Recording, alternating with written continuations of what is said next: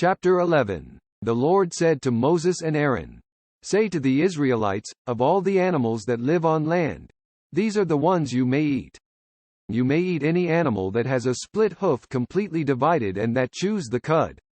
There are some that only chew the cud or only have a split hoof, but you must not eat them.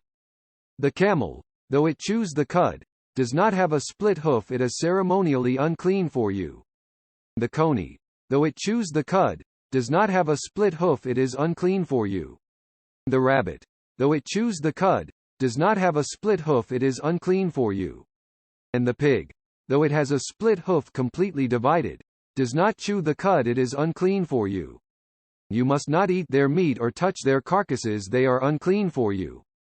Of all the creatures living in the water of the seas and the streams, you may eat any that have fins and scales. But all creatures in the seas or streams that do not have fins and scales, whether among all the swarming things or among all the other living creatures in the water, you are to detest. And since you are to detest them, you must not eat their meat and you must detest their carcasses. Anything living in the water that does not have fins and scales is to be detestable to you.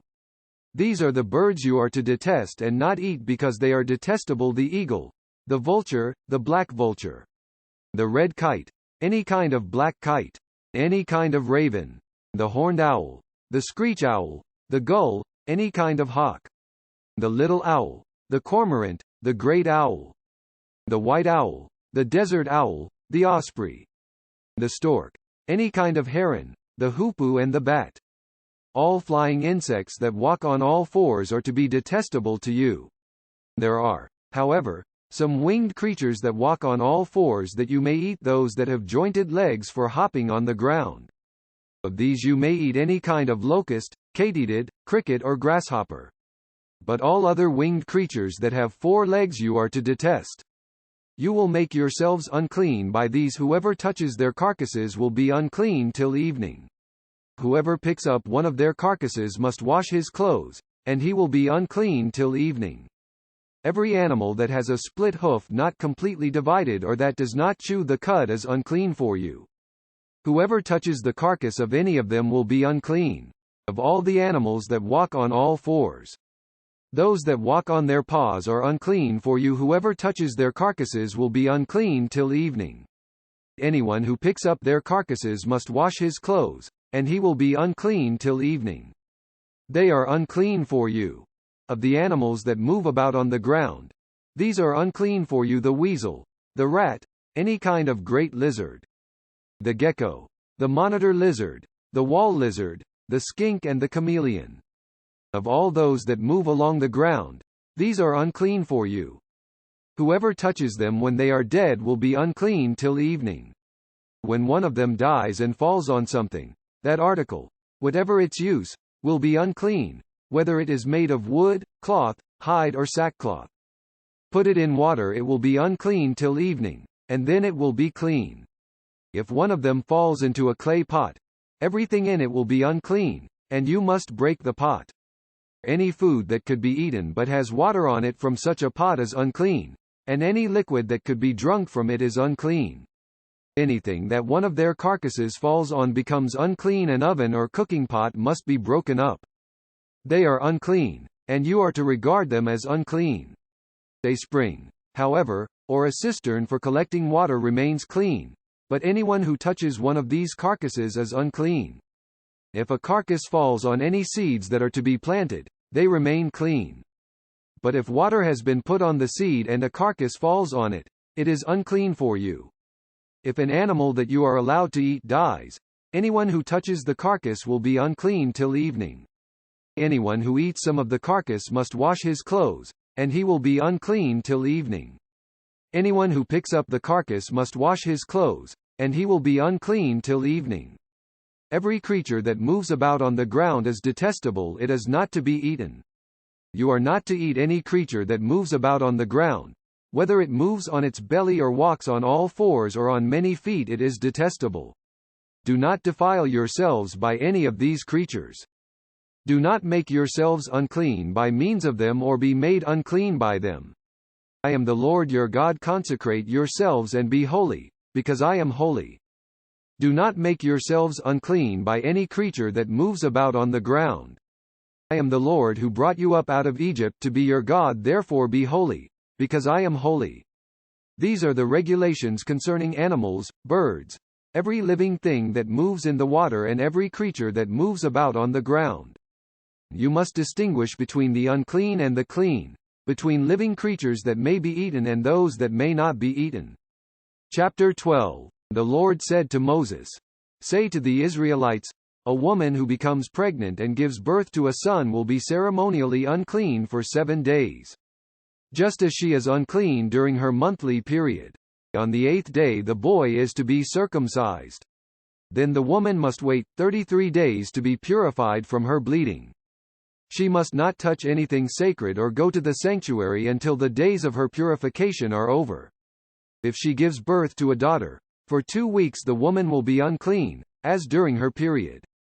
Then she must wait 66 days to be purified from her bleeding. When the days of her purification for a son or daughter are over, she is to bring to the priest at the entrance to the tent of meeting a year-old lamb for a burnt offering and a young pigeon or a dove for a sin offering. He shall offer them before the Lord to make atonement for her, and then she will be ceremonially clean from her flow of blood. These are the regulations for the woman who gives birth to a boy or a girl. If she cannot afford a lamb, she is to bring 2 doves or 2 young pigeons, one for a burnt offering and the other for a sin offering. In this way the priest will make atonement for her, and she will be clean." Chapter 13. The Lord said to Moses and Aaron, "When anyone has a swelling or a rash or a bright spot on his skin that may become an infectious skin disease, he must be brought to Aaron the priest or to one of his sons who is a priest. The priest is to examine the sore on his skin, and if the hair in the sore has turned white, and the sore appears to be more than skin deep, it is an infectious skin disease. When the priest examines him, he shall pronounce him ceremonially unclean. If the spot on his skin is white but does not appear to be more than skin deep and the hair in it has not turned white, the priest is to put the infected person in isolation for 7 days. 5 On the 7th day the priest is to examine him, and if he sees that the sore is unchanged and has not spread in the skin, he is to keep him in isolation another 7 days. On the 7th day the priest is to examine him again, and if the sore has faded and has not spread in the skin, the priest shall pronounce him clean. It is only a rash. The man must wash his clothes, and he will be clean. But if the rash does spread in his skin after he has shown himself to the priest to be pronounced clean, he must appear before the priest again. The priest is to examine him, and if the rash has spread in the skin, he shall pronounce him unclean. It is an infectious disease. When anyone has an infectious skin disease, he must be brought to the priest. The priest is to examine him, and if there is a white swelling in the skin that has turned the hair white and if there is raw flesh in the swelling, it is a chronic skin disease and the priest shall pronounce him unclean. He is not to put him in isolation, because he is already unclean. If the disease breaks out all over his skin and, so far as the priest can see, it covers all the skin of the infected person from head to foot, the priest is to examine him, and if the disease has covered his whole body, he shall pronounce that person clean. Since it has all turned white, he is clean. But whenever raw flesh appears on him, he will be unclean. When the priest sees the raw flesh, he shall pronounce him unclean. The raw flesh is unclean. He has an infectious disease. Should the raw flesh change and turn white, he must go to the priest. The priest is to examine him, and if the sores have turned white, the priest shall pronounce the infected person clean. Then he will be clean. When someone has a boil on his skin and it heals, and in the place where the boil was, a white swelling or reddish-white spot appears, he must present himself to the priest. The priest is to examine it, and if it appears to be more than skin deep and the hair in it has turned white, the priest shall pronounce him unclean. It is an infectious skin disease that has broken out where the boil was. But if, when the priest examines it, there is no white hair in it, and it is not more than skin deep and has faded, then the priest is to put him in isolation for 7 days. If it is spreading in the skin, the priest shall pronounce him unclean, it is infectious. But if the spot is unchanged and has not spread, it is only a scar from the boil, and the priest shall pronounce him clean. When someone has a burn on his skin and a reddish-white or white spot appears in the raw flesh of the burn, the priest is to examine the spot, and if the hair in it has turned white, and it appears to be more than skin deep, it is an infectious disease that has broken out in the burn. The priest shall pronounce him unclean, it is an infectious skin disease. But if the priest examines it and there is no white hair in the spot, and if it is not more than skin deep and has faded, then the priest is to put him in isolation for 7 days. On the 7th day the priest is to examine him, and if it is spreading in the skin, the priest shall pronounce him unclean, it is an infectious skin disease. If, however, the spot is unchanged and has not spread in the skin, but has faded, it is a swelling from the burn, and the priest shall pronounce him clean, it is only a scar from the burn. If a man or woman has a sore on the head or on the chin, the priest is to examine the sore, and if it appears to be more than skin deep and the hair in it is yellow and thin, the priest shall pronounce that person unclean, it is an itch, an infectious disease of the head or chin. But if, when the priest examines this kind of sore, it does not seem to be more than skin deep and there is no black hair in it, then the priest is to put the infected person in isolation for 7 days. On the 7th day the priest is to examine the sore, and if the itch has not spread and there is no yellow hair in it, and it does not appear to be more than skin deep, he must be shaved except for the diseased area, and the priest is to keep him in isolation another 7 days. On the 7th day the priest is to examine the itch, and if it has not spread in the skin and appears to be no more than skin deep, the priest shall pronounce him clean. He must wash his clothes, and he will be clean. But if the itch does spread in the skin after he is pronounced clean, the priest is to examine him, and if the itch has spread in the skin, the priest does not need to look for yellow hair, the person is unclean. If, however, in his judgment it is unchanged and black hair has grown in it, the itch is healed. He is clean, and the priest shall pronounce him clean. When a man or woman has white spots on the skin, 39, the priest is to examine them, and if the spots are dull white, it is a harmless rash that has broken out on the skin, that person is clean. When a man has lost his hair and is bald, he is clean. If he has lost his hair from the front of his scalp and has a bald forehead, he is clean. 42. But if he has a reddish-white sore on his bald head or forehead, it is an infectious disease breaking out on his head or forehead. The priest is to examine him, and if the swollen sore on his head or forehead is reddish-white like an infectious skin disease, the man is diseased and is unclean.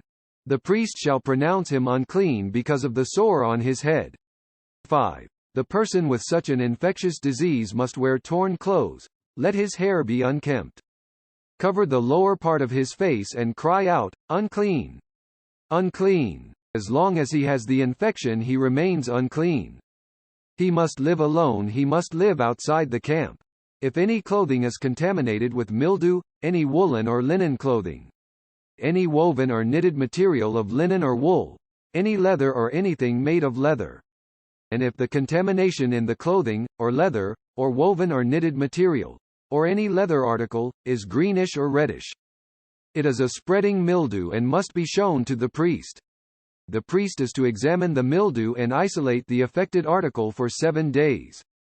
On the 7th day he is to examine it, and if the mildew has spread in the clothing, or the woven or knitted material, or the leather, whatever its use, it is a destructive mildew, the article is unclean. He must burn up the clothing, or the woven or knitted material of wool, or linen, or any leather article that has the contamination in it. Because the mildew is destructive, the article must be burned up.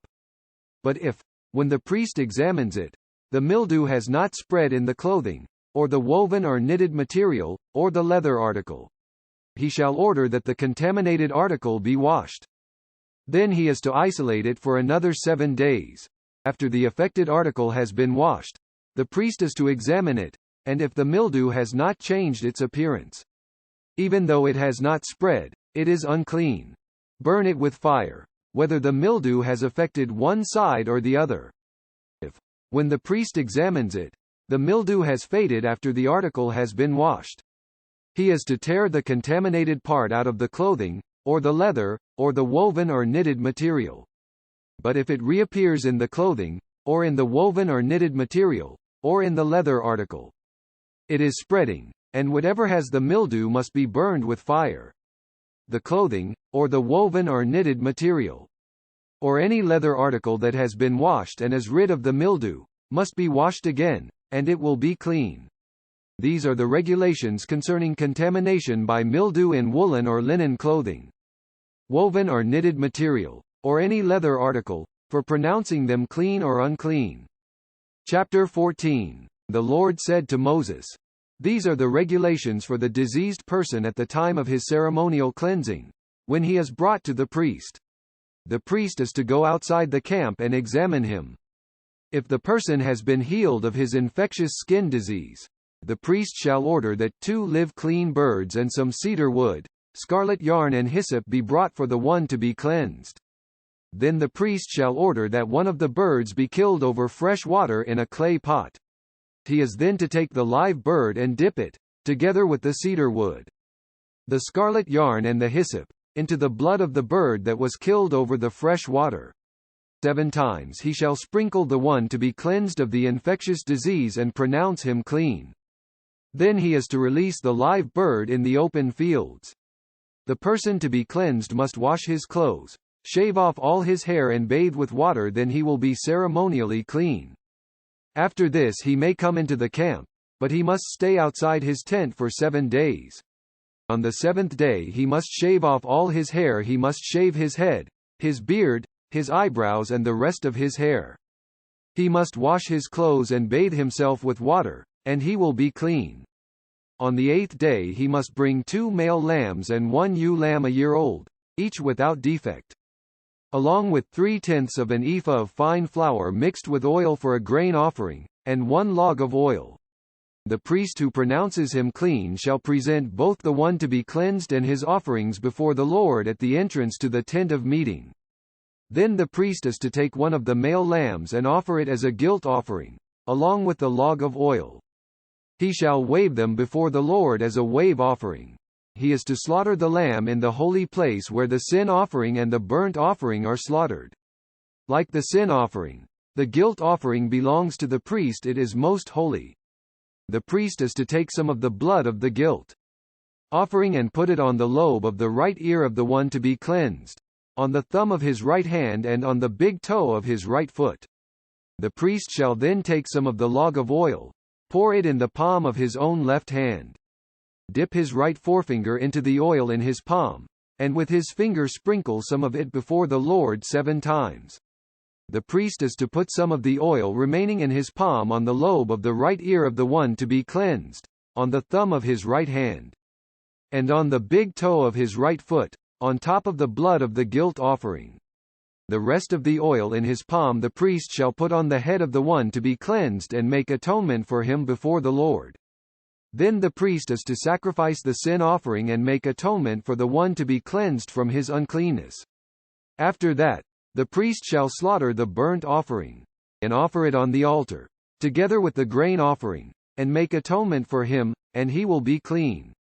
If, however, he is poor and cannot afford these, he must take 1 male lamb as a guilt offering to be waved to make atonement for him, together with 1/10 of an ephah of fine flour mixed with oil for a grain offering, a log of oil, and 2 doves or 2 young pigeons, which he can afford, one for a sin offering and the other for a burnt offering. On the 8th day he must bring them for his cleansing to the priest at the entrance to the tent of meeting, before the Lord. The priest is to take the lamb for the guilt offering, together with the log of oil, and wave them before the Lord as a wave offering. He shall slaughter the lamb for the guilt offering and take some of its blood, and put it on the lobe of the right ear of the one to be cleansed, on the thumb of his right hand and on the big toe of his right foot. The priest is to pour some of the oil into the palm of his own left hand, and with his right forefinger sprinkle some of the oil from his palm 7 times before the Lord. Some of the oil in his palm he is to put on the same places he put the blood of the guilt offering, on the lobe of the right ear of the one to be cleansed, on the thumb of his right hand and on the big toe of his right foot. The rest of the oil in his palm the priest shall put on the head of the one to be cleansed, to make atonement for him before the Lord. Then he shall sacrifice the doves or the young pigeons, which the person can afford. One as a sin offering and the other as a burnt offering, together with the grain offering. In this way the priest will make atonement before the Lord on behalf of the one to be cleansed.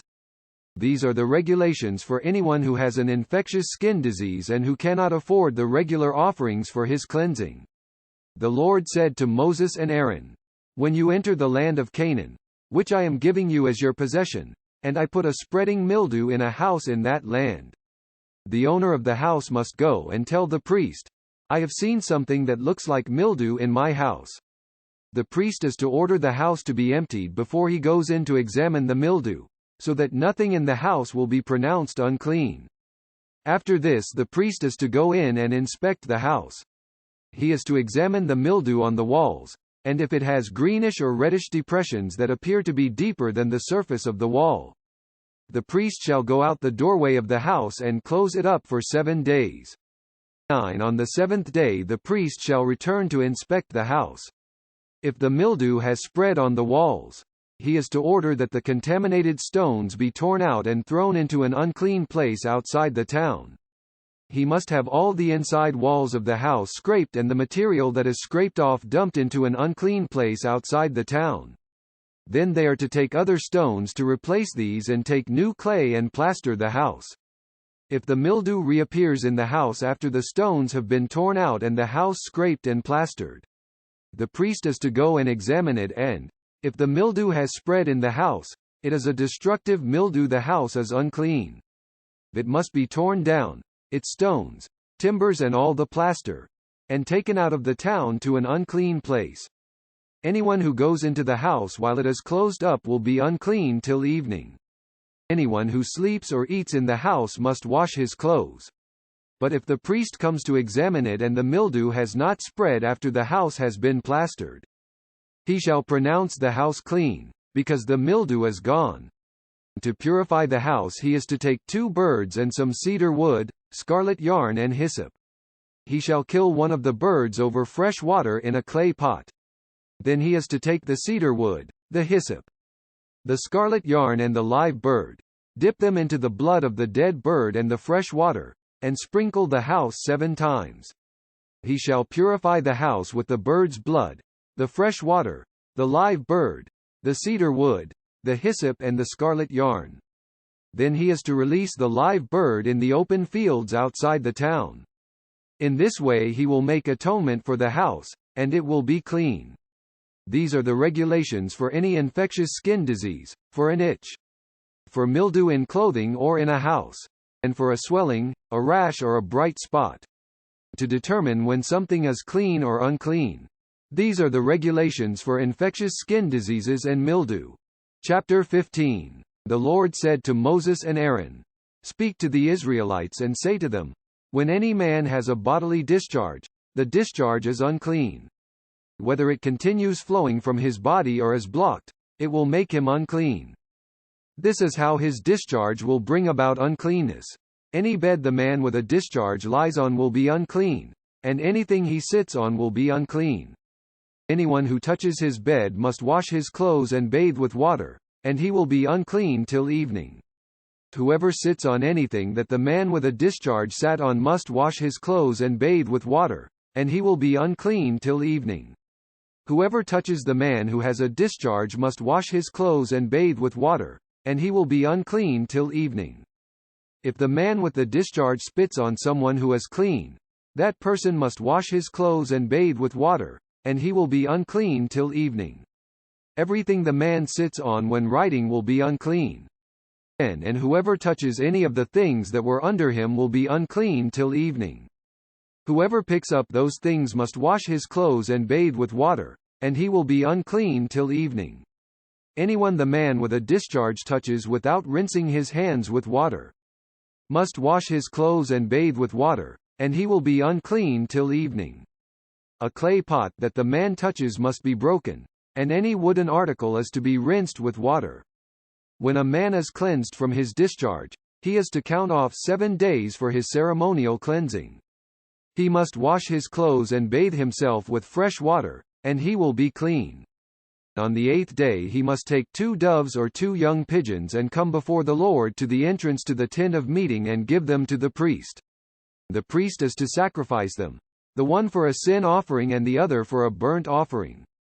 In this way he will make atonement before the Lord for the man because of his discharge. 15. When a man has an emission of semen, he must bathe his whole body with water, and he will be unclean till evening. Any clothing or leather that has semen on it must be washed with water, and it will be unclean till evening. When a man lies with a woman and there is an emission of semen, both must bathe with water, and they will be unclean till evening. When a woman has her regular flow of blood, the impurity of her monthly period will last 7 days. And anyone who touches her will be unclean till evening. Anything she lies on during her period will be unclean, and anything she sits on will be unclean. Whoever touches her bed must wash his clothes and bathe with water, and he will be unclean till evening. 2. Whoever touches anything she sits on must wash his clothes and bathe with water, and he will be unclean till evening. Whether it is the bed or anything she was sitting on, when anyone touches it, he will be unclean till evening. If a man lies with her and her monthly flow touches him, he will be unclean for 7 days. Any bed he lies on will be unclean. When a woman has a discharge of blood for many days at a time other than her monthly period or has a discharge that continues beyond her period, she will be unclean as long as she has the discharge, just as in the days of her period. Any bed she lies on while her discharge continues will be unclean, as is her bed during her monthly period, and anything she sits on will be unclean, as during her period. Whoever touches them will be unclean. He must wash his clothes and bathe with water, and he will be unclean till evening. When she is cleansed from her discharge, she must count off 7 days, and after that she will be ceremonially clean. 9. On the 8th day she must take 2 doves or 2 young pigeons and bring them to the priest at the entrance to the tent of meeting. The priest is to sacrifice one for a sin offering and the other for a burnt offering. In this way he will make atonement for her before the Lord for the uncleanness of her discharge. You must keep the Israelites separate from things that make them unclean, so they will not die in their uncleanness for defiling my dwelling place, which is among them. These are the regulations for a man with a discharge, for anyone made unclean by an emission of semen, for a woman in her monthly period, for a man or a woman with a discharge, and for a man who lies with a woman who is ceremonially unclean. Chapter 16. The Lord spoke to Moses after the death of the 2 sons of Aaron who died when they approached the Lord. The Lord said to Moses, "Tell your brother Aaron not to come whenever he chooses into the most holy place behind the curtain in front of the atonement cover on the ark. Or else he will die, because I appear in the cloud over the atonement cover." 3. This is how Aaron is to enter the sanctuary area with a young bull for a sin offering and a ram for a burnt offering. He is to put on the sacred linen tunic, with linen undergarments next to his body. He is to tie the linen sash around him and put on the linen turban.